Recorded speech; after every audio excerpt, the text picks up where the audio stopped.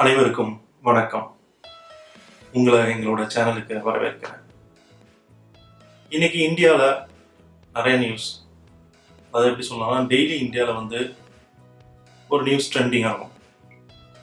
இப்போ நேற்று ஃபுல்லாக ராமர் கோயில் விஷயங்கள், இன்னைக்கு லெபனானில் நடைபெற்ற வெடி விபத்து.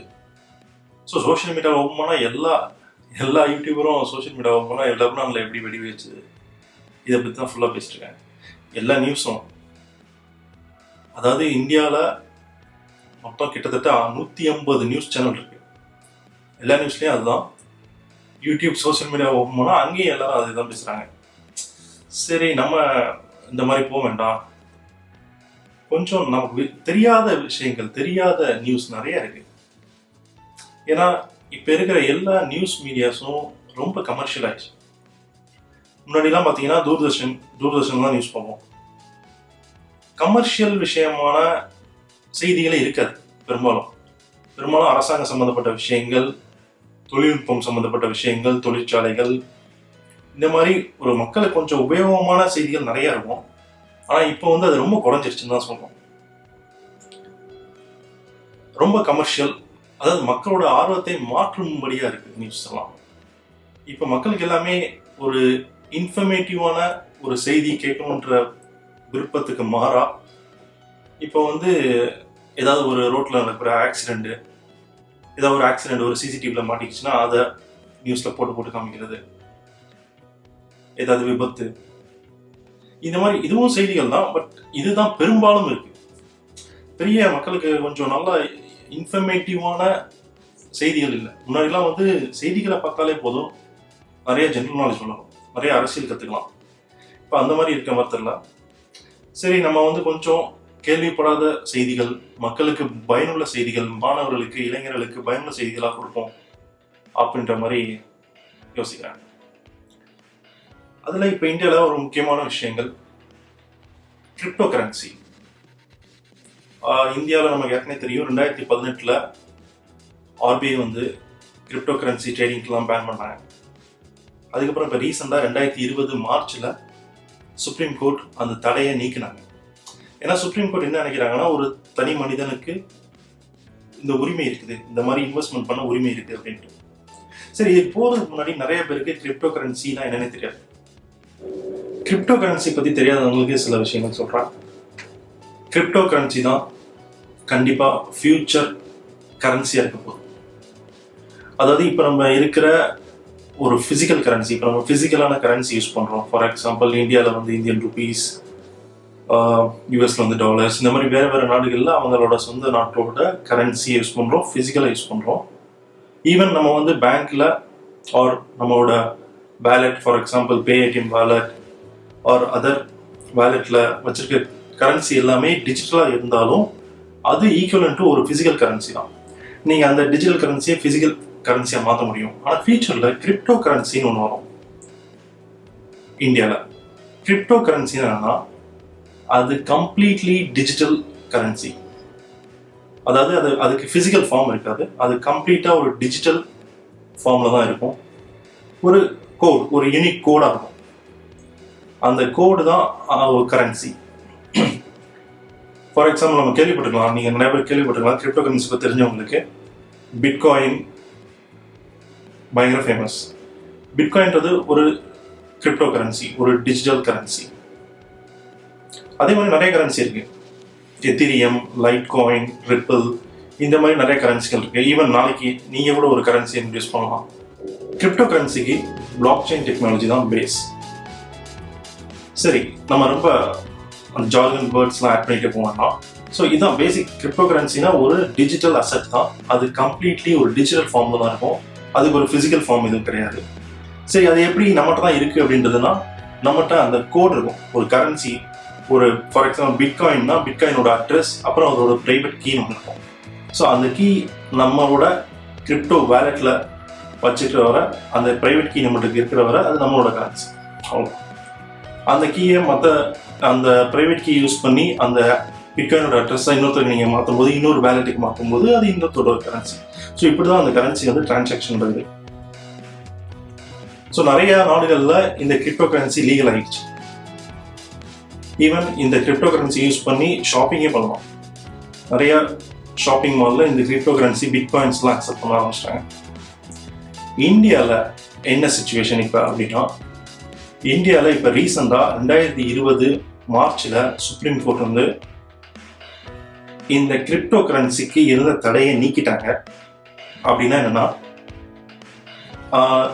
இதுக்கு முன்னாடி ஆர்பிஐ வந்து என்டையர் கிரிப்டோ கரன்சி யூஸ் பண்ணுறது, அது ட்ரேட் பண்ணுறது எல்லாமே இல்லீகலாக இருந்ததை அந்த தடையை நீக்கி இப்போ வந்து சுப்ரீம் கோர்ட் வந்து ஒரு ஆர்பிஐக்கு ஒரு கைட்லைன்ஸ் கொடுத்துருக்காங்க. என்னன்னா, இது சம்மந்தப்பட்ட ஒரு கிரிப்டோ கரன்சி சம்மந்தப்பட்ட சட்ட விதிகளை வரையறுக்கணும் அப்படின்ற மாதிரி சொல்லியிருக்காங்க. அவங்க ஒர்க் பண்ணியிருக்காங்க தீவிரமாக. மார்ச் 2020 இதில் இருந்த தடையை சுப்ரீம் கோர்ட் நீக்கினாங்க. அதுக்கப்புறம் இந்தியாவில் ஏகப்பட்ட exchanges, foreign exchanges, crypto currency exchanges நிறைய வந்துடுச்சு. நிறைய பேர் அதில் இன்வெஸ்ட் பண்ண ஆரம்பிச்சிட்டாங்க. அதாவது மார்ச் எண்டில் கொரோனா பீரியடில் ஒரு பிட்காயினோட வேல்யூ இந்திய ரூபா மதிப்பில் 3,80,000 இருந்தது. இன்றைக்கி அதோட மதிப்பு சுமார் 8,80,000. கிட்டத்தட்ட 5 லட்சம் ரூபாய் கூடியிருக்கு இந்த 3-4 மாதங்களில். ஸோ இந்த மாதிரி கிரிப்டோ கரன்சி, பிட்காயின் இதெல்லாம் பயங்கரமாக ஏறவும் செய்யும், இறங்கவும் செய்யும். 2018 ரெஜிஸ்ட்ரேஷனில் ரொம்ப கீழே போச்சு. ஸோ இப்போ இந்தியாவில் RBI, ministry of finance, IT இவங்க எல்லாருமே ஒர்க் பண்ணிகிட்டு இருக்காங்க இதற்கான சரியான நெறிமுறைகளை உருவாக்க, சட்டத்தின் மூலமாக இதை கட்டுப்படுத்த. ஆனால் இப்போ தற்சமயம் உள்ள செய்திப்படி இந்தியன் கவர்மெண்ட் இதை பேன் பண்ணலாம், இந்த கிரிப்டோ கரன்சி ட்ரேடிங்கை பேன் பண்ணலாம் அப்படின்ற மாதிரி செய்திகள் வந்து கொண்டு இருக்கிறது. பட் நான் என்ன நினைக்கிறேன்னா, இதை பல நாடுகளில் லீகல் ஆக்கிட்டாங்க. அமெரிக்கா, யூகே, ஆஸ்திரேலியா போன்ற பல நாடுகளில் இந்த கிரிப்டோ கரன்சி ட்ரேடிங்கை லீகல் ஆக்கிட்டாங்க. ஸோ இந்தியாவில் ஆப்வியஸாக கண்டிப்பாக இதை பேன் செய்ய மாட்டாங்கன்னு நினைக்கிறேன், இதை தடை செய்ய மாட்டாங்கன்னு நினைக்கிறேன். ஏன்னா இதுக்கு ஒரு வரைமுறை தான் தேவைப்படுது. இதை எப்படி கட்டுப்படுத்த முடியும் சட்டத்தின் மூலம் அப்படின்ற நெறிமுறைகள் தான் தேவை. இதை முற்றிலுமாக தடை செய்ய தேவையில்லை. ஏன்னா உலகம் முழுக்க இதுதான் எதிர்கால கரன்சியாக இருக்க போகுது. ஸோ ஆப்வியஸாக இந்தியாவில் ஃபியூச்சரில் கண்டிப்பாக இது லீகல் ஆகும். ஏன்னா இந்த கிரிப்டோ கரன்சி தான் ஃபியூச்சராக இருக்க போகுது. பட் ஆஸ் ஆஃப் நவ், இப்போதைக்கு இதோட தடை, அதாவது இந்த கிரிப்டோ கரன்சிக்கு இருந்த தடை இந்தியாவில் நீக்கப்பட்டிருந்தாலும் இதற்கான சரியான வரைமுறைகள் இல்லை. ஆர்பிஐ கைட்லைன்ஸ் கிடையாது. ஆர்பிஐ எந்த பேங்க்குக்கும் எந்த கைட்லைன்ஸும் கொடுக்கல. அதனால எந்த பேங்க்குமே நம்ம வச்சுக்கிற பிட்காயினோ எந்த ஒரு கிரிப்டோ கரன்சியையும் நம்ம இந்திய மதிப்பு, இந்திய ரூபாய்க்கு மாற்றுறதுக்கான அதிகாரம் கிடையாது. அதனால என்னன்னா, இப்போ நீங்க வந்து பிட்காயின்ல இன்வெஸ்ட் பண்ணலாம். அதாவது இந்தியாவில் இப்போ நிறைய எக்ஸ்சேஞ்சஸ் வந்துருச்சு. நிறைய ஃபாரின் எக்ஸ்சேஞ்சஸ் இந்தியாவில் வந்து சைட்ஸ் ஓப்பன் பண்ணியிருக்காங்க. அந்த ஆப் மூலமாக நம்ம வந்து கிரிப்டோ கரன்சி வேலெட்டை கிரியேட் பண்ணுறதுக்கு ஒன்றுமே இல்லை. அதுக்கு எந்த ஐடி ப்ரூஃப் எதுவுமே பெருசாக தேவைப்படாது. ஜஸ்ட் இன்டர்நெட் கனெக்ஷன் இருந்தால் நம்ம ஓப்பன் பண்ணிக்கலாம். பண்ணிவிட்டு நம்மகிட்ட ரூபா இருந்ததுன்னா கிரெடிட் கார்டு மூலமாக கூட வாங்கலாம். டெபிட் கார்டு மூலமாகவும், நம்மளோட பேங்க்கில் இருக்கிற கேஷ் மூலமாகவும் பிட்காயினில் இன்வெஸ்ட் பண்ணலாம். ஆனால் இந்த பிட்காயினில் பண்ண இன்வெஸ்ட்மெண்ட்டை, ஃபார் எக்ஸாம்பிள் இன்னைக்கு நான் ஒரு பிட்காயின் வாங்குறேன், இன்னும் 1 மாதம் கழிச்சு அதோட மதிப்பு அதிகமாகிடுச்சு அப்படின்னா இந்த பிட்காயினை நான் அப்படியே என்னோட பேங்க் மூலமாக கேஷாக கன்வெர்ட் பண்ண முடியாது, இந்தியன் ரூபீஸாக கன்வெர்ட் பண்ண முடியாது. ஆனால் அதுக்கு நான் என்ன பண்ணலாம்னா, பியர் டு பியர் விற்கலாம். அதாவது இன்னொருத்தர் அந்த பிட்காயினை இந்தியாவிலேயோ வெளிநாட்டிலேயோ இன்னொருத்தர் அந்த பிட்காயினை வாங்க ரெடியாக இருக்காருன்னா அவர்கிட்ட அந்த பிட்காயினை கொடுத்துட்டு அவர் மூலமாக ஒரு அமௌண்ட்டை நம்மளோட அக்கௌண்ட்டுக்கு ட்ரான்ஸ்ஃபர் பண்ணலாம். பட் இது எல்லாமே ஆர்பிஐ கைட்லைன்ஸ் கிடையாது. இந்த மாதிரி தான் இந்தியாவில் இப்போ நடந்துட்டு இருக்கு. இது இல்லாமல் பிட்காயின் ட்ரேடிங் பண்ணிக்கிட்டே இருக்கலாம். Bitcoin to bitcoin, crypto currency to crypto currency trading, இது நம்ம பண்ணலாம். ஸோ அதனால இன்றைய நியூஸ் என்னன்னா, ஒருவேளை இந்த மாதிரி ட்ரேடிங் பேன் பண்ணப்பட்டால் ஏற்கனவே இன்வெஸ்ட் பண்ண நிறைய பேர் பாதிக்கப்படுவாங்க. இங்கே தொடங்கப்பட்ட எக்ஸ்சேஞ்சஸ், அதாவது இந்தியன் இன்வெஸ்டர்ஸை நம்பி வந்த கம்பெனிகள் இது எல்லாமே பாதிக்கப்படும். ஆனால் நான் பெரும்பாலும் நம்புவது இந்தியன் கவர்மெண்ட் இதை பேன் செய்ய நினைக்காது, இதை தடை செய்ய நினைக்காது. ஏன்னா இதுக்கு ஒரு வரைமுறை தான் தேவை.